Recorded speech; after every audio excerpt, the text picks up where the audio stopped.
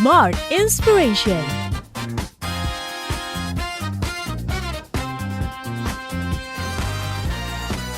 Smart listeners, di zaman semua orang membuat konten di sosial media, rasanya kita harus bisa membuat sesuatu yang spesial, terutama yang kreatif ya, untuk bisa mendapatkan hati di viewers ataupun juga untuk para brand.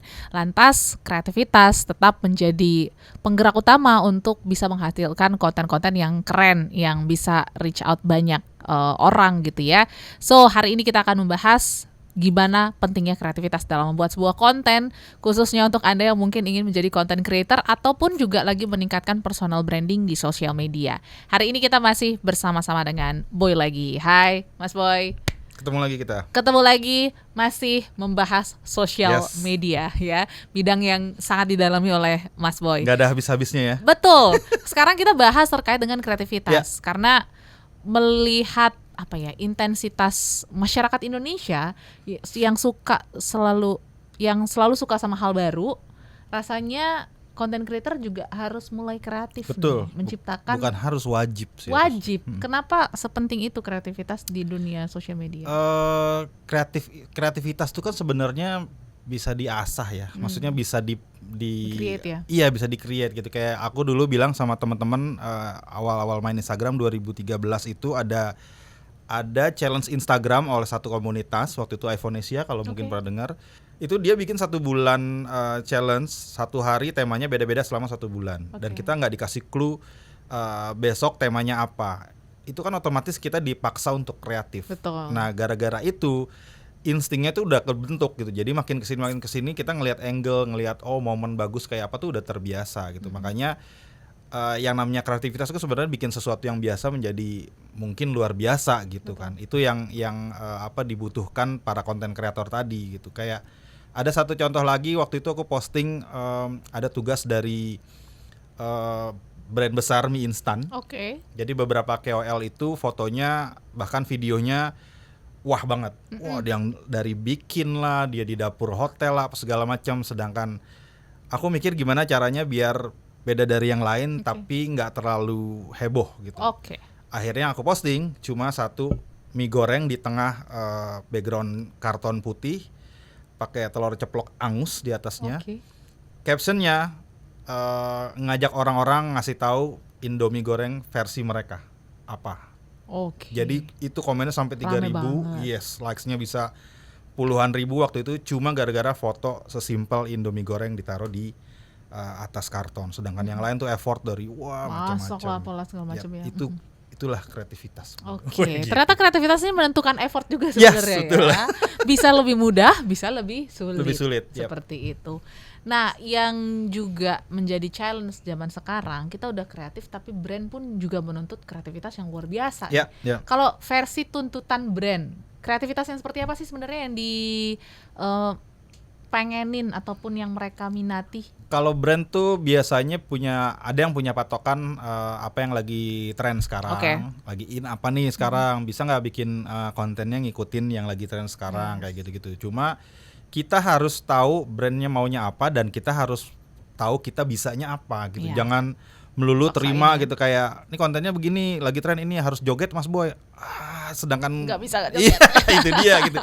Makanya balik tadi kayak episode yang lalu itu kan harus ada komunikasi antara brand sama kita gitu. Ini jalan tengahnya apa ya yang benar-benar nanti yang penting kita jalan kontennya respon dari followers bagus gitu. Memang challenge ya, tapi bukan berarti kita nggak bisa menemukan salah satu hal yang mungkin unik ataupun juga baru gitu. Karena lihat aja sekarang kalau misalnya kita buka TikTok ataupun Instagram gitu ya, banyak banget setiap hari itu konten-konten yang berbeda yang kayak, sampai pusing sendiri ya ngeliatnya. Kok bisa ya kepikiran bikin begini gitu. Nah, ini kan saingannya juga semakin ketat sebenarnya. Betul. Om Boy. Kalau aku sih tipe yang 50-50 ya, nggak terlalu ngikutin tren, tapi terkadang kalau ada tren yang kayaknya bisa nih inline ya. Soalnya inline tuh tetap ngelakuin gitu. Cuma karena di kontennya Boy lagi itu hampir 80% adalah foto. Itu yang sebenarnya lebih effort gimana bikin tren ini yang biasanya video mungkin dijadikan foto gitu. Dan itu ya balik lagi ke kreativitas gitu. Itu tetap orang suka apa yang aku posting, tetap inline, tetap komennya tetap oke, tetap banyak. Makanya kita harus ya blending lah tren apa sama apa yang kita lakuin gitu. Oke, menarik. Tadi kalau ngomongin tentang video mungkin kita udah belajar cara hook lah dan lain sebagainya. Tapi carousel ini juga jadi satu platform yang menarik ya untuk kita explore. Karena kayaknya banyak juga orang yang interest. Kalau kita bayangin dulu Instagram zaman berapa tahun yang lalu ya, foto-foto carousel udah biasa aja. Sekarang tapi bisa ada informasi yang menarik, caption-caption yang menarik. Gimana trennya? Sebenarnya gini, mungkin banyak teman-teman yang nggak tahu kenapa kita harus posting feed carousel. Mungkin banyak yang nggak tahu bahwa kalau kita posting feed tapi carousel ada musiknya, itu akan keluar di explore adalah reels. Kita itu jadinya reels tapi slide, reels slide, bukan reels video slide. Yang bisa digeser ya, nungguin dia pindah-pindah. Jadi benar-benar kita bisa berinteraksi di reels itu, bisa di slide. Itu engagementnya lebih besar dari reels terkadang. Makanya aku lebih nyaman posting carousel, foto tapi carousel dan ada informasi di setiap foto-fotonya. Atau kalau nggak ada, tetap ada informasi di cover depan.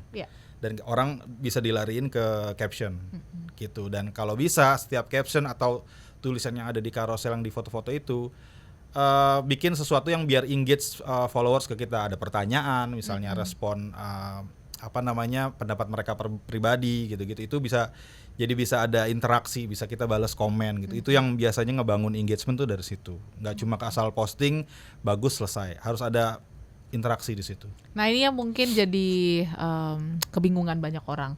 Iya udah diedit bagus-bagus, filter bagus-bagus gitu ya. Tapi kok kayaknya yang komen nggak banyak, yang interaksi nggak banyak. Lantas apa yang harus dipicu ya untuk men-trigger orang-orang tuh bergerak ya untuk mengomentari ataupun merespon kreativitas kita di berbagai sosial media? Kalau misalnya dari caption tuh penting banget. Untuk kita ngebahas apa yang lagi tren. Nggak harus ngikutin trennya, tapi tren itu kita obrolin di caption tuh bisa banget.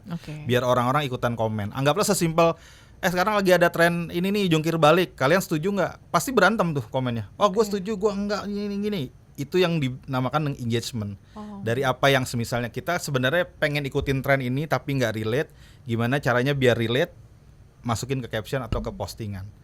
Itu yang biasanya bikin jalan si komen tadi. Karena kalau kita sebenarnya pengen banyak yang komen, captionnya udah harus ada sesuatu yang bikin interaksi nantinya, nggak cuma asal informasi doang. Jadi harus ada endingnya tuh. Biasanya aku sering kayak kalau kalian gimana? Open question pernah open question atau bikin sesuatu hal yang bisa di-share bareng-bareng gitu. Atau memang kita nggak tahu, kita tanya aja gitu. Ya.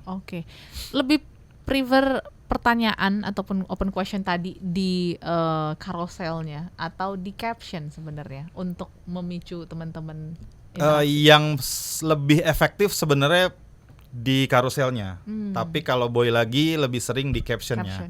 Jadi dari carouselnya aku suruh orang lari ke caption, baru nanti orang komen. Karena gini, aku kan sering riset ya sama akun sendiri gitu.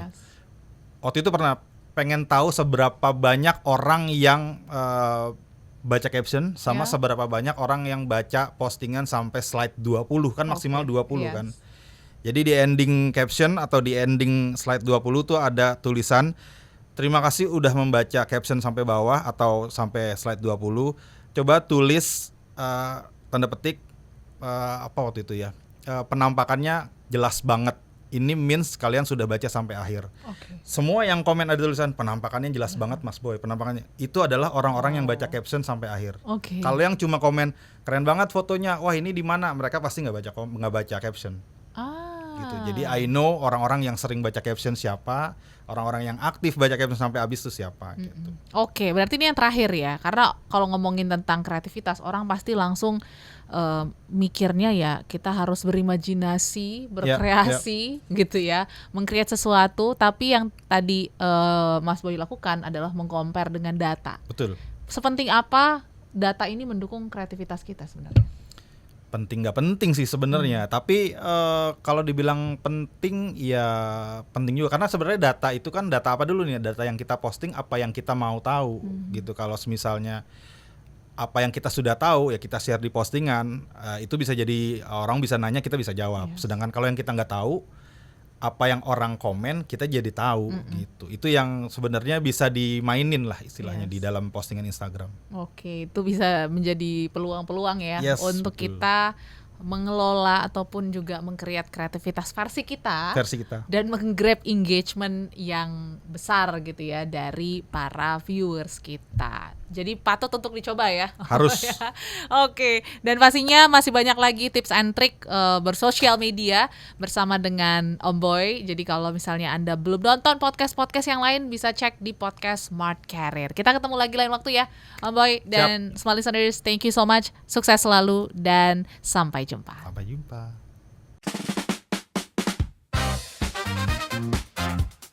Smart Inspiration.